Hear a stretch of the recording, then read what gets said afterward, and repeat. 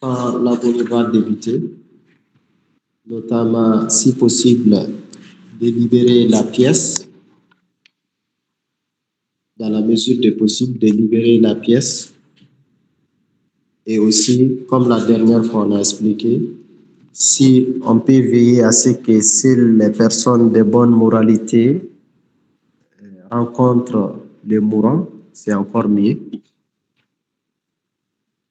Et parler des choses utiles, la miséricorde d'Allah, la récompense, le paradis, la grâce d'Allah. Donc, essayer de préparer le mourant à, si vous voulez, à accepter le sort.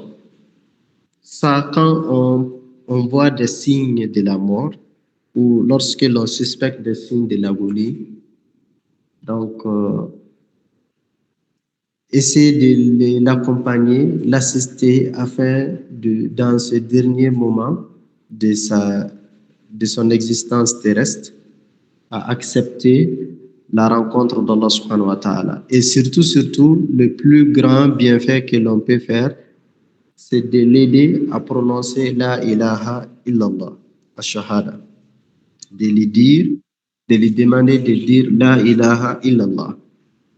Et la dernière fois, on avait parlé, les savants sont divergents. Il y a certains savants disent qu'il faut demander explicitement au mourant de dire la ilaha illallah. Et ils disent, tu dois explicitement demander au mourant, à l'agonisant, de dire la ilaha illallah. Pourquoi? Et ils disent parce que tout simplement, le prophète, il a dit à son oncle, Ya'am, kul la ilaha illallah. Oh mon oncle, dis la ilaha illallah. Il faut dire seulement cette phrase. Et quand il dira, je supplierai en ta faveur les jours de la résurrection. J'intercéderai pour toi les jours de la résurrection. Mais son oncle a refusé. Il y a d'autres savants et ils disent que non, il ne faut pas explicitement demander au mourant. Il ne faut pas lui demander de dire la ilaha illallah, car l'agonie, c'est des épreuves. Il souffre, il voit des choses étranges, il perçoit des choses que toi, tu ne perçois pas. Il est en train de voir des événements que son entourage ignore complètement. Donc, il peut être sous le choc. Et surtout, n'oubliez pas qu'en ce moment précis, c'est-à-dire au moment de l'agonie, subhanallah, nous allons faire face à une grande tentation. Comme les versets l'ont dit, certains commentateurs, ils ont expliqué, commenté les versets de la sourate Al-Hashr, l'Exode, la sourate l'Exode. Allah subhanahu wa ta'ala dit, كمثل الشيطان إذ قال للإنسان اكفر فلما كفر قال إني بريء منك إني أخاف الله رب العالمين. C'est vrai, il y a une histoire qui a été expliquée par le prophète. Quand le prophète a rencontré l'histoire, il a évoqué ces versets. Mais ces versets, il y a d'autres savants qui l'ont pris pour expliquer la grande tentation que chacun de nous fait. Lorsque l'on rentre dans l'agonie, en ce moment, le shaitan viendra. Le Satan viendra parce qu'elle veut dire quoi? Tu n'as plus de temps à vivre après. Tu n'as plus de l'eau à boire. Tu n'as plus de subsistance. Tes subsistances sont arrêtées, ta nourriture est arrêtée, l'air que tu dois aspirer est presque arrêté. Donc, tu as consommé tout ce que Dieu tu avais droit. Donc, tu ne peux pas rester ici. En ce moment, le mourant, il va éprouver une soif intense. Une soif qui ne sera jamais soulagée. Et au moment que le mourant, il a soif, en ce moment, le shaitan viendra lui éprouver.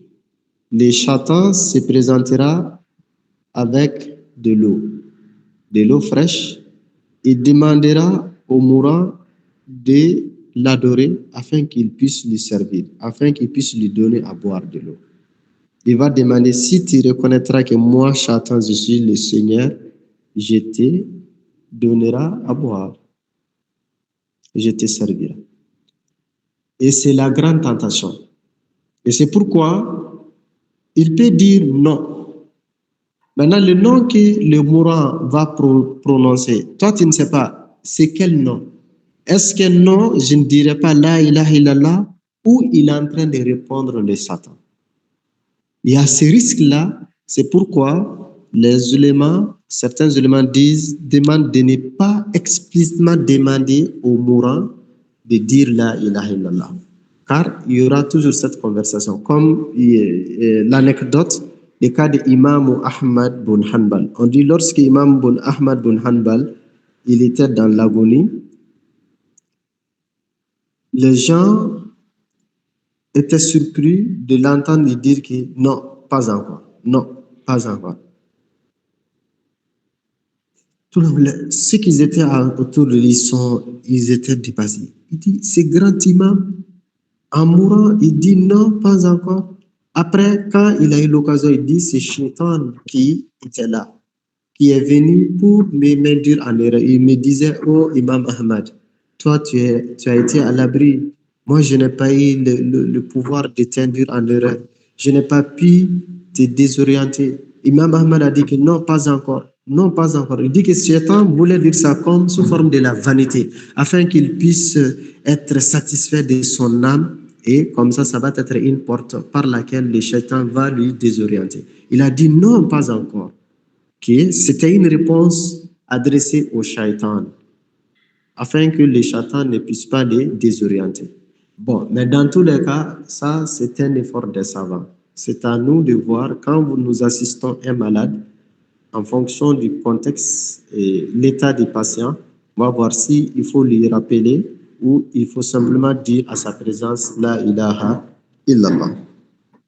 Il va dire la ilaha illallah, on ne va plus dire, on arrête tout discours. C'est pourquoi d'où l'intérêt d'amener, de laisser entrer seulement les personnes de bonne moralité, les personnes sages qui ont une très bonne spiritualité. Maintenant, il ne faut pas faire rentrer des gens qui vont parler où se trouvent les chéquiers, où se trouve ceci, tel compte, les codes de compte, ceci. Non, il ne faut pas faire ça. Il ne faut pas qu'ils soient distraits de cette vie. Alors que dans la plupart des cas, les vivants, ils sont intéressés par les choses modernes.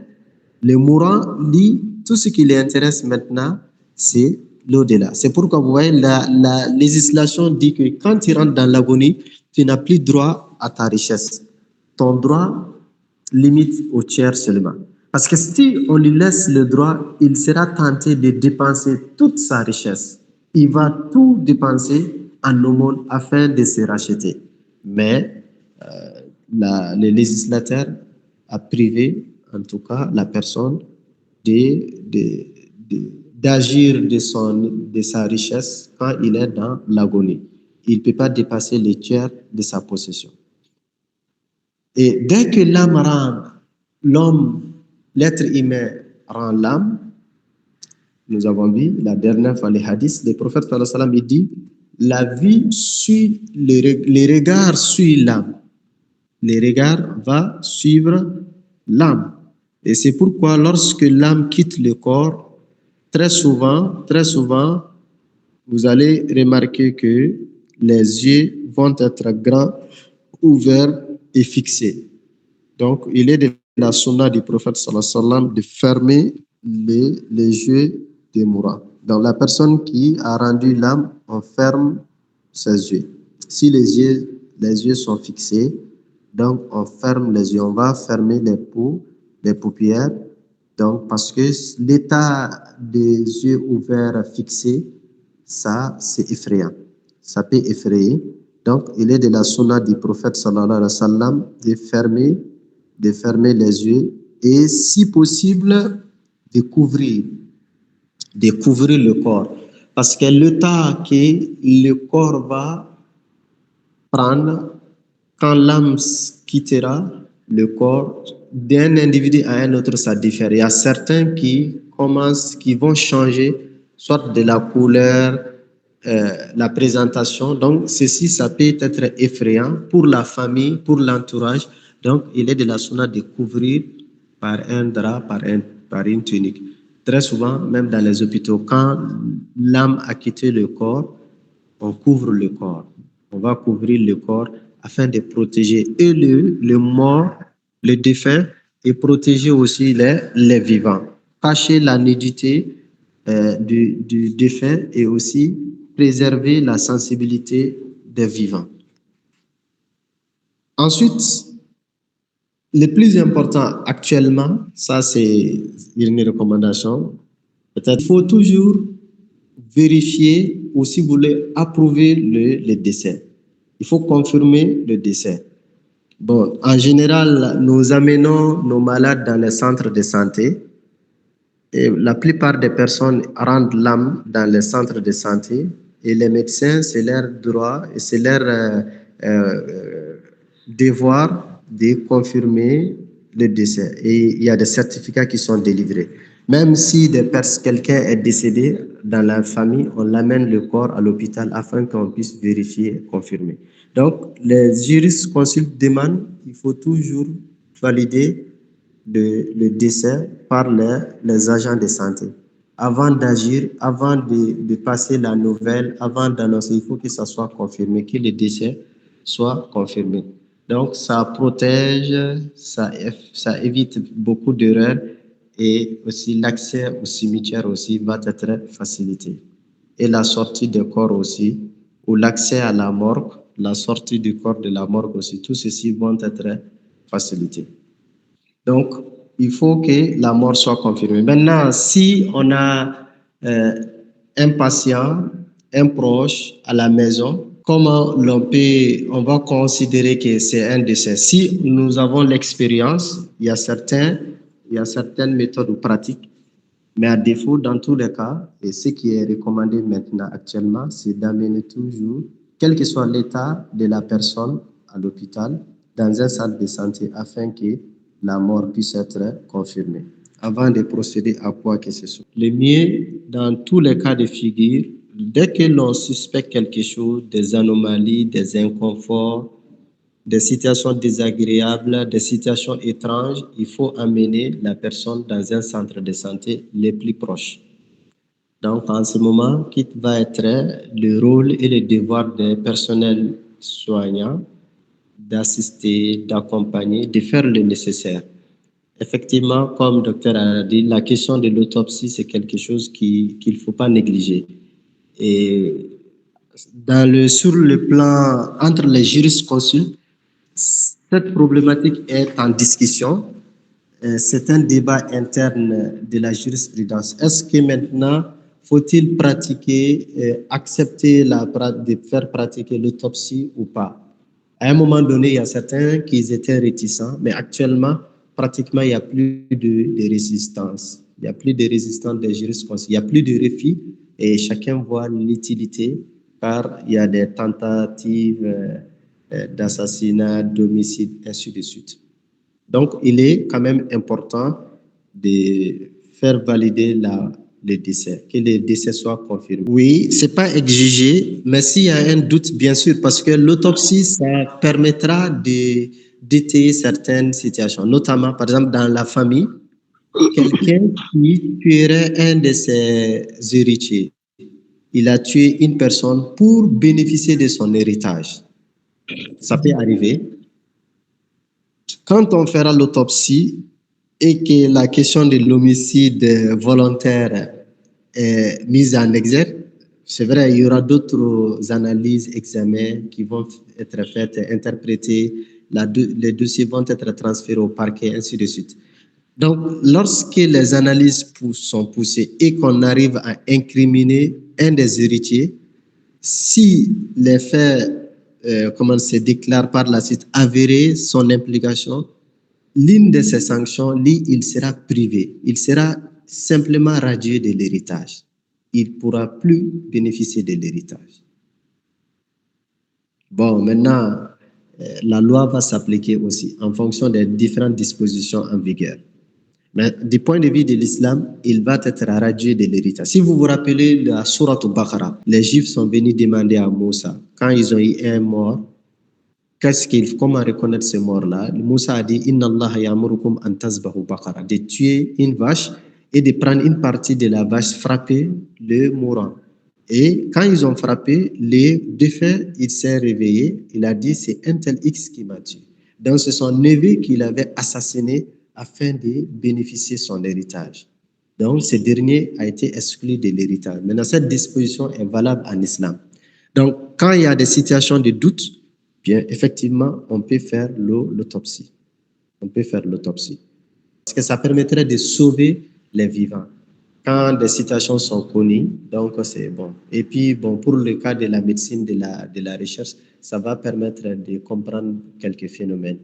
Et on pourrait préserver la vie d'autrui. S'il y a un doute, bien sûr, on peut demander, la famille peut demander l'autopsie. Dire que faire l'autopsie à tous les corps, on dit que ce n'est pas nécessaire. Bon, même sur le plan médical, il n'y a pas une utilité pour cela. Donc, lorsqu'il y a un besoin, on peut faire. Certaines personnalités, compte tenu de leur position, de leur statut ou certaines situations, on demande. Mais s'il n'y a pas ça, donc la mort, c'est à tout moment. Chacun va goûter la mort. On n'a pas besoin de faire l'autopsie pour tout corps. Et même ça va être une situation débordante pour les personnels même, les légistes, les médecins légistes. Donc, après avoir confirmé la mort, si la mort est effectivement confirmée, que la personne a rendu la mort, et on peut se précipiter de faire les funérailles. Le certificat est délivré, tout est clair, on peut amener le corps à la morgue. Si vous voulez, vous engagez dès maintenant, dès à cet instant, le lavage mortuaire et en même temps, vous informez les proches pour organiser les funérailles. Ou à partir de là, on se réorganise afin de décider les funérailles. Donc, s'il n'y a pas de doute, il n'y a pas de situation de confusion, ce n'est pas intéressant de retarder les funérailles. Il faut le faire le plus vite possible. La mort est confirmée, les certificats sont établis, délivrés, il ne faut plus attendre. À moins que si ce qu'on appelle le wali, le tuteur du défunt, n'est pas avec lui au lieu du décès. Il ne partage pas la même ville. Le tuteur du défunt, il est dans une autre ville, il est dans un autre continent. Dans ce cas de figure, on peut retarder les funérailles. Mais le mieux, c'est de ne pas retarder. Parce que de toutes les façons, même si on attend ce tuteur, il ne donnera pas la vie au défunt. Il ne pourra rien faire. Tout ce qu'il demandera, c'est de regarder une dernière fois, une troisième fois, c'est tout. Donc, il n'y a pas lieu de retarder. Alors que ce défunt, s'il est destiné au paradis, il est prêt, il est pressé de goûter, de commencer à goûter son paradis. Donc, ce n'est pas intéressant de lui empêcher de façon inutile. Bon, si c'est quelqu'un qui est destiné à l'enfer, qu'Allah subhanahu wa ta'ala nous en préserve tous, bon, nous, ce n'est pas notre faute, c'est sa faute. Donc, on doit essayer de nous en débarrasser de ses conséquences. Donc, ce que la législation nous demande, sur le plan médical, on a pu réunir les conditions de décès et réunir les papiers nécessaires sur le plan juridique et légal. Donc, le plan spirituel va nous demander d'accélérer les processus d'inhumation. Et ensuite, toujours le décès est confirmé, on peut annoncer la nouvelle, informer les proches, informer la famille, tout le monde peut être informé. Et autre chose qu'il est recommandé de faire de façon, parmi les premières activités que nous devons mener quand le décès est confirmé, c'est de payer les dettes. Lorsque le défunt a des dettes, il faut tout faire pour s'acquitter de ces dettes. La question des dettes, c'est une question qui est négligée actuellement. C'est vrai parce que c'est notre société, les systèmes de business, des activités économiques même qui font que tout marche sur la base de la dette, c'est vrai. Les crédits, bon, ça fait partie des réalités. Mais chacun de nous doit être vigilant parce que la question des dettes, c'est une question très compliquée en islam. Le prophète, il a dit dans beaucoup de passages, dans un hadith, il dit « Nafsul mu'min mu'allaqa bidaynihi hatta yuqda anhu ». Le prophète, il a dit, d'après les hadiths d'Abu Hurairata, qui est rapporté par Imam Tirmizi et Imam Ahmad ibn Majah, le prophète a dit « L'âme du croyant sera toujours suspendu de sa dette. L'âme du croyant sera toujours à l'otage de sa dette jusqu'à ce que la dette soit payée. Ça veut dire quoi? Les savants, ils ont interprété ces hadiths en disant que quelqu'un qui est décédé, s'il est endetté, il ne bénéficiera pas de son paradis. Il doit être destiné au paradis. Donc, la personne va être bloquée. La personne ne bénéficiera pas de son paradis jusqu'à ce que, le prophète dit, jusqu'à ce que la dette soit payée. Imaginez lorsque quelqu'un qui meurt ayant des dettes non déclarées, non remboursées. Ça veut dire que ces genres de personnes, ils vont souffrir pour rien. Ils souffriront pour rien. Le jour de la résurrection, Dieu quand même va trancher. Mais durant la hayatul barzakhiya, c'est-à-dire la vie de la tombe, cette vie d'attente-là, la personne va souffrir pour rien. C'est pourquoi il faut faire extrêmement attention. Donc, pour ne pas tomber dans ce genre de situation, dès que nous sommes en vie, nous menons des business, des activités économiques, on doit avoir aussi le réflexe d'écrire. Il faut tout éditer. Donc, et signaler. Surtout lorsque l'on contracte des dettes. Il faut écrire les dates, les échéances, la personne.